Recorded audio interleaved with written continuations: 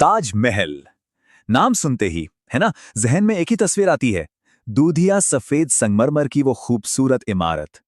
पर ये सिर्फ एक इमारत नहीं है। नहीं, ये उससे कहीं ज्यादा है। ये एक एहसास है।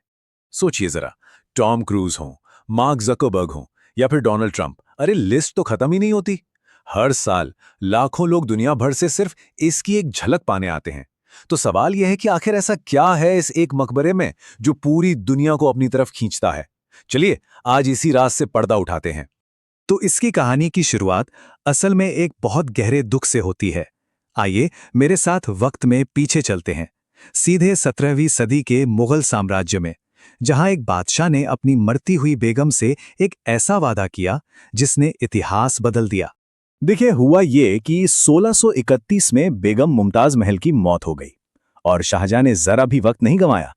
अगले ही साल 1632 में उन्होंने ये फैसला कर लिया था कि वो अपनी सबसे प्यारी बेगम की याद में कुछ ऐसा बनाएंगे जो दुनिया में एक मिसाल बन जाए। और फिर करीब एक दशक की कड़ी मेहनत के बाद 1643 में ये शानदार मकबरा बनकर तैयार हुआ। और वो वादा क्या था? कहते हैं कि मुमताज महल की आखिरी ख्वाहिश थी कि मेरे लिए एक ऐसा मकबरा बनवाना जो उस जन्नत जैसा दिखे जिसे मैंने अपने सपनों में देखा है। बस यही वो एक लाइन थी, यही वो वादा था जहां से ताजमहल के बनने का महान सफर शुरू हुआ। तो वादा तो कर लिया, लेकिन सोचिए, धरती पर जन्नत बनाना, क्या ये कोई बच्चों का खेल था? बिल्कुल नहीं। इसके पीछे जो इंजीनियरिंग और जो कारीगरी है ना, वो सच में दिमाग घुमा देने वाली है। देखिए, ताजमहल की खूबसूरती का एक बड़ा राज ये है कि ये किसी एक स्टाइल में बंधा हुआ नहीं है।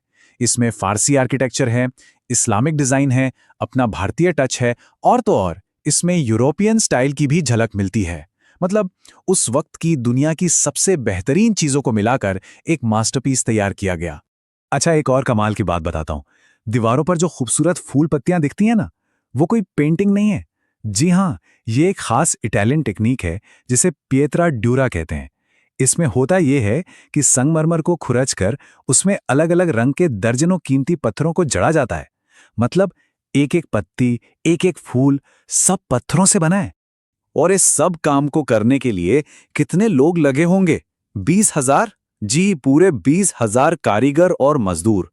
सोचकर देखिए, एक पूरा छोटा मोटा शहर ही लग गया था इस एक इमारत को बनाने में।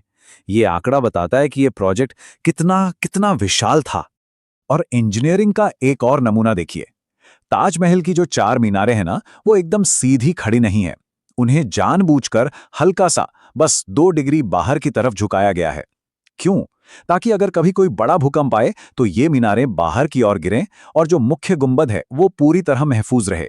मतलब आज से 400 साल पहले की सोच देखिए। कभी सोचा है कि ताजमहल देखने में इतना परफेक्ट, इतना बैलेंस्ड क्यों लगता है? इसका राज छिपा है मैथ्स में, जिसे गोल्डन रेशियो कहते हैं। ये वही जादुई अनुपात है जो हमें फूलों की पंखुड़ियों से लेकर खूबसूरत चेहरों तक में मिलता है। आसान भाषा में समझें तो ये प्रकृति का अपना डिजाइन फॉर्मूला है। और ताजमहल के आर्किटेक्ट्स ने इसी फॉर्मूले का इस्तेमाल किया है ताकि आंखों को वो देखने में बिल्कुल परफेक्ट लगे। अच्छा, जब कोई चीज इतनी ज्यादा मशहूर हो जाती है तो उसके साथ कई किस्से, कहानियां और अफवाहें भी जुड़ जाती हैं, है ना? तो चलिए अब जरा ये भी देख लेते हैं कि ताजमहल से जुड़ी कौन सी बातें सच हैं और कौन सी सिर्फ कहानियां।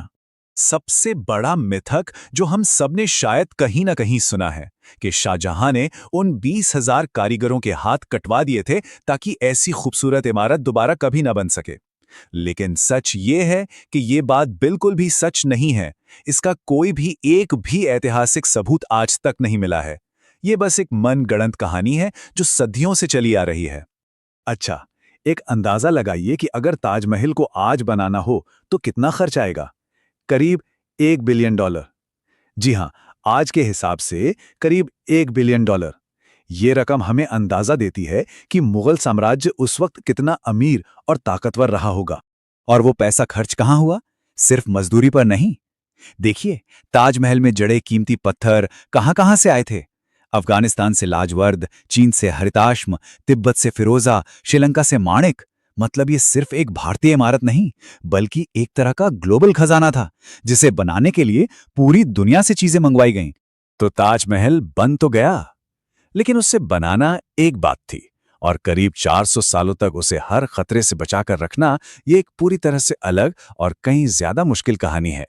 यकीन करना मुश्किल है, लेकिन एक वक्त ऐसा भी था, खासतौर पर ब्रिटिश राज में, जब इस बेमिसाल इमारत पर किसी का ध्यान नहीं था।